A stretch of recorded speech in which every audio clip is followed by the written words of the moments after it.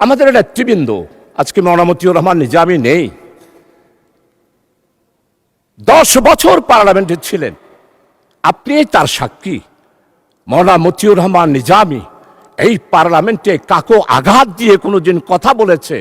আমি ওনার বক্তব্য লাইব্রেরিতে গিয়ে সবসময় পড়ি, যেমন শাহজিজের বক্তব্য পড়ি, তেমন মওলানা মতিউর রহমান নিজামী শহীদের বক্তব্য পড়ি।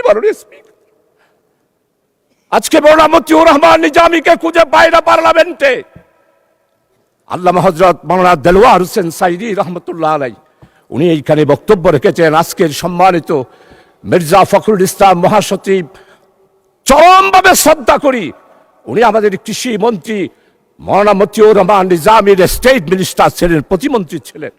উনি এত ভালো ভালো পদক্ষেপ নিয়েছেন কৃষি ডিপার্টমেন্টে। আজকের কৃষিমন্ত্রী যিনি আছেন অত্যন্ত বিজ্ঞ।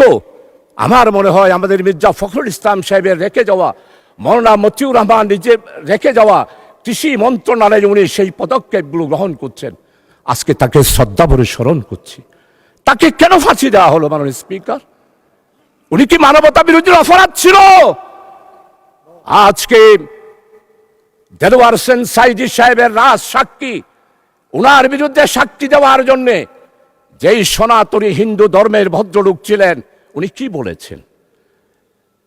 আল্লামা দেলোয়ার হোসেন সাইদি হত্যা করা দূরে থাক, স্বাধীনতার ব্যাপারে, স্বাধীনতা যুদ্ধের ব্যাপারে এই মহান পার্লামেন্টে 96 সালে 2001 সালে তৎকালীন এই ফ্যাসিস্ট আওয়ামী লীগ সরকারকে আঘাত লাগে সেই রকম কোন কথা আল্লামা হযরত দেলোয়ার হোসেন সাইদি রাখে নাই মাননীয় স্পিকার।